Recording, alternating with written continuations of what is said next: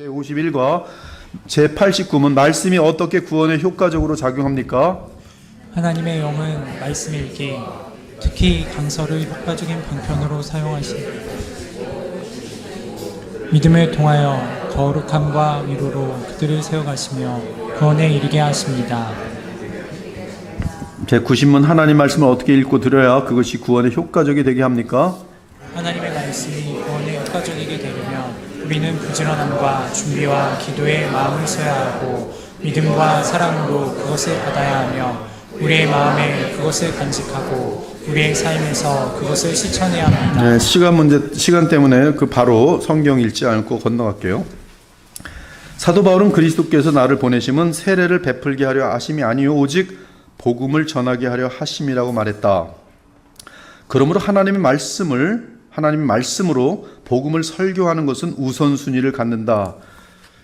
지하 윌리엄스는 하나님 말씀을 전하는 것을 우선순위로 갖는다는데, 저는 이제 좀 더 구체적으로 여러분에게 전한다면 지금 이 문맥과 함께 또 신약의 배경 속에서, 새 언약 속에서 하나님의 말씀으로 복음을 설교하는 그것은 이제 89문에 대한 답변이라고 볼. 특히 말씀을 효과적인 방편으로 사용한 여기 말씀은 강설, 설교, 개혁주의자들은 설교라고 분명히 번역을 해요.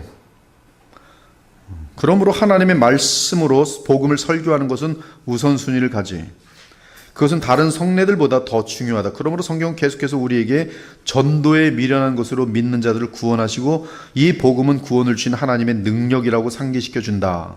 왜냐하면 믿음은 들음에서 나며 들음은 그리스도의 말씀으로 가능하기 때문이다. 그 이유는 분명하다. 성례는 그 자체로는 무지하고 배우지 못한 사람에게 명확한 뜻을 전달하지 못하기 때문이다. 만약 그리스도에 대해 전혀 알지 못하는 사람이 세례와 함께 그와 관련한 하나님의 말씀을 듣지 못한다면 그는 세례에 참여하더라도 그리스도에 대해 아무것도 알지 못한다. 성례는 말씀에 의존한다. 성례는 말씀에 의존한다. 그래서 성례 행할 때 말씀으로 간단한 설명을 하는 것이, 그러나 말씀은 그 자체로 이해될 수 있다.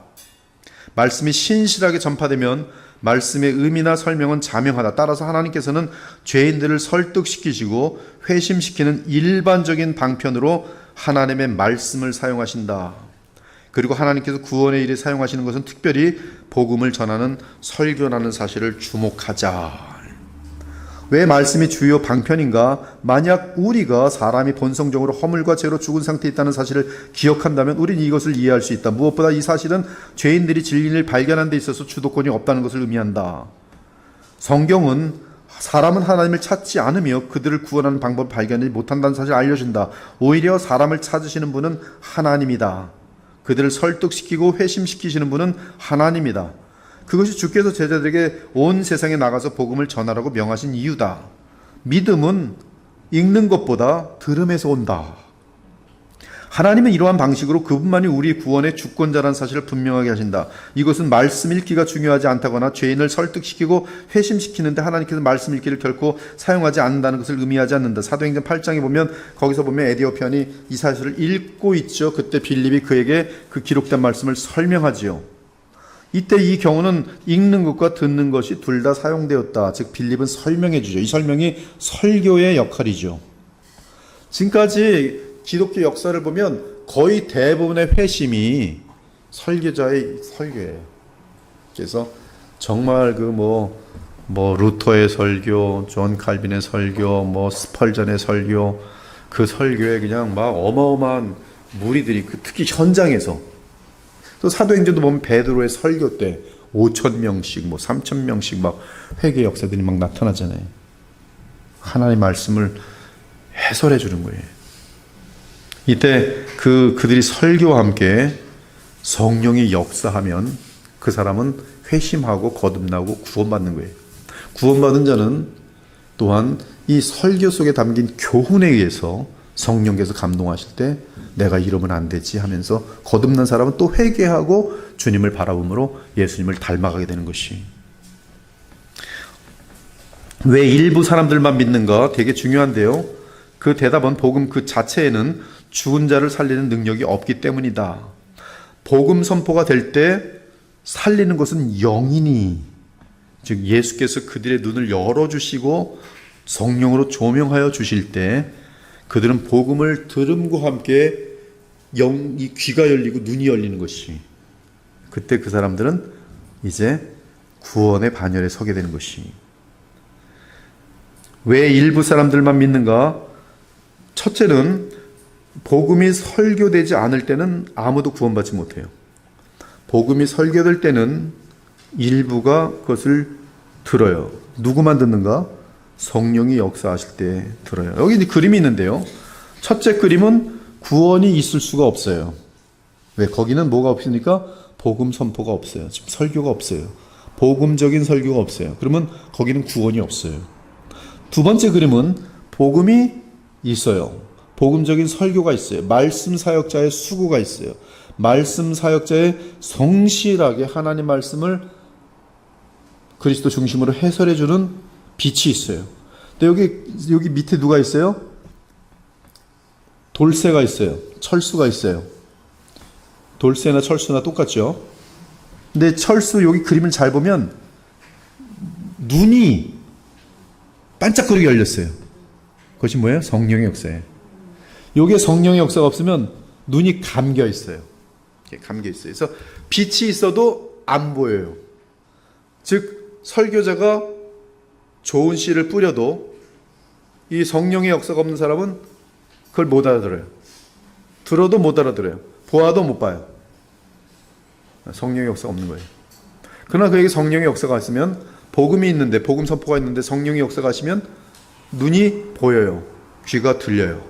그리고 회개하고 믿음을, 주님을 의지하는 믿음이 발동돼요. 이것은 거듭나는 순간에도 동일한 방법이고요. 성령의 역사로. 그리고 성장할 때도 동일한 방법이에요. 계속 우리는 죄를 회개하고 그리스도를 믿음으로 성장해요. 자, 이 두 그림을 볼 때 교회에 절대적으로 필요한 게 무엇입니까? 설교의 복음적인 설교예요. 복음적인 설교. 그것이 종교개혁 그리고 모든 리폼드의 핵심입니다. 교회는 하나님의 신실한 종이 하나님이 뜻하시는 대로 설교하는 것이 있어야 돼요. 그러므로 여러분들이 좋은 교회를 찾는 첫 번째 기준이 뭐예요? 설교해야 돼요. 그 교회엔 어린이 방이 있습니까? 어린이들이 많이 모입니까? 그건 아니에요. 그건 교회 본질이 아니에요. 거기서 설교하는 분들이 복음을 전합니까? 되게 중요해요. 그거 없으면 빛이 없는 거예요. 거기는 그러면 성령의 역사가 일단 있을 수 없어요. 거기는 변화라는 게 있을 수 없어요. 빛이 없는 교회. 빛이 없다면 뭐예요? 가짜 교회, 죽은 교회. 그러므로 교회의 제일 중요한 자리는 어디입니까? 설교단이. 설교단에 누가 서느냐에 따라 그 교회 운명과 그 교회 모든 것이 결정나요. 마귀가 가장 원하는 곳이 어딜까요? 교회에서? 설교단이. 가짜만 세워놓으면 끝나요. 가짜만 세워놓으면. 그러니까 여러분들이 교회에 가장 중요한 것이 무엇인지 오늘 알았으니까, 그래서 사역자를 위해서 기도해야 되는 거예요. 그래서 설교를 위해 기도해야 되는 거예요. 왜? 여러분에게 돌아오는 분기치예요. 지금 이 시대의 유일한 소망이에요. 많은 사람들이 말합니다. 이 어두운 시대 가운데 답이 무엇일까? 답은 지금까지 기독교 역사를 볼 때 종교개혁 때가 답이었거든요. 예수님 때가 답이었거든요. 그 답은 뭐예요? 복음 전파예요. 복음 전파를 더 쉽게 말하면 뭐예요? 설교예요.